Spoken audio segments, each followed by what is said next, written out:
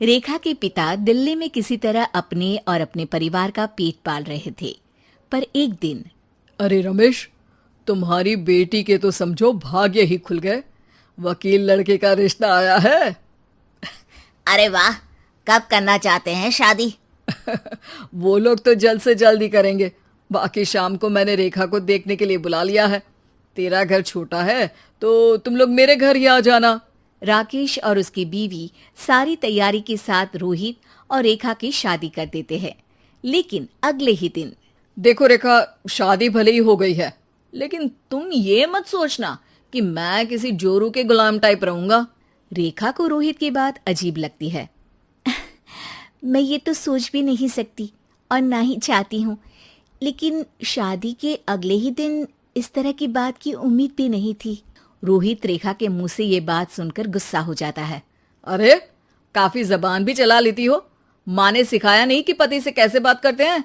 रेखा अब चुप रहने में ही भलाई समझती है। रेखा, जल्दी से नाश्ता तैयार कर लो। आज पहला दिन है, सारे काम तुम्हें समझा दूंगी।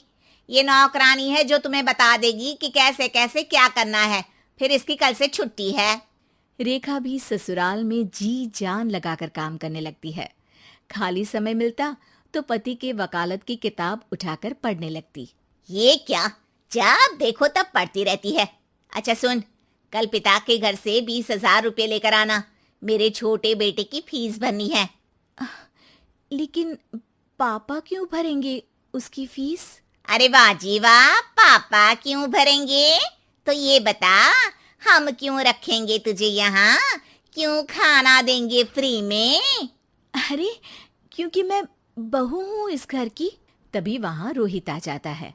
अरे वाह, बड़ी जबान चला रही हो। चुपचाप माँ जो कह रही है वैसा कर, वरना सामान उठा और जा अपनी झोपड़ी में। बेचारी रेखा क्या करती, पिता के घर जाती है, उनको सारा हाल बताती है। पिता भी जैसे तैसे पैसों का इंतजाम कर बेटी को ससुराल के लिए विदा करते हैं। देखा, अब कहाँ से आए पैसे? अरे बहुत माल है तुम लोगों के पास, बस सीधी उंगली से निकालते नहीं। नहीं नहीं माँ, पापा ने अपनी मोटरसाइकिल बेचकर पैसों का इंतजाम किया है। पता नहीं अब वो ऑफिस कैसे जाएंगे। अरे वाह भाई, ये भी हम सोचे। खैर, जैसे तैसे दिन बीतते हैं। रेखा जहाँ एक प्यारे से बेटे की माँ बनती है, तो वहीं उसका वकालत की किताब में ज्ञान और गहराता जाता है। हे भगवान, बुरे फंसे। ये केस तो लगता है कि मैं हार ही जाऊंगा।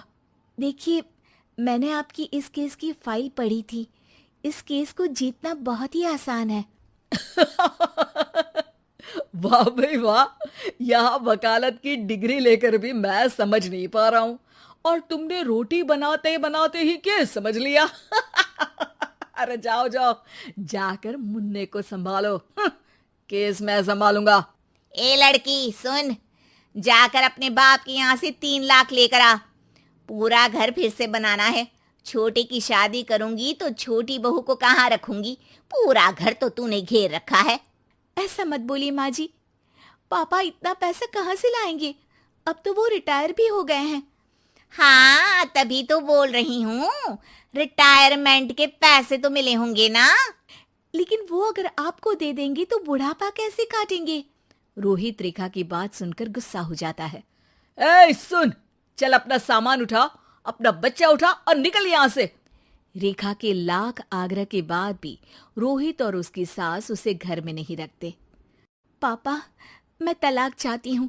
बेटा, मेरे पास वकील के पैसे नहीं है। पापा, आप मुझे वकालत करवा दीजिए, अपना केस मैं खुद लड़ूंगी। इस बार रेखा के पिता भी उसे ससुराल ना भेजकर रिटायरमेंट के पैसों से वकालत करवाते हैं। और फिर एक दिन कोर्ट के बाहर, रोहित, आज तुम अपना ही केस हार गए, वो भी उस लड़की से जिसकी तुमने कभी कदर ही नहीं की। रेखा, मुझे माफ कर दो। मैं इतनी बड़ी अमाउंट कहाँ से लाऊंगा? मैं हर महीने पैसे नहीं दे सकता तुमको। पैसे वहीं से लाना जहाँ से तुम मेरे पापा को लाने के लिए मजबूर करते थे। एक पिता अपनी बेटी की शादी उसकी खुशहाली के लिए करता है, ना कि सारी जिंदगी कर्जदार बनने के लिए। अरे, मेरे ही बेटे की किताब पढ़ पढ़ कर ज्ञान बांट रही हो। वकालत की किताब तो ससुराल में ही पड़ी थी ना। बिल्कुल, यहाँ मेरी गलती रही। जिस पैसे से मैंने इसकी शादी की थी, मुझे वो पैसे पहले इसकी पढ़ाई में लगाना चाहिए था। और आज रेखा एक जानी मानी वकील के रूप में काम कर रही है।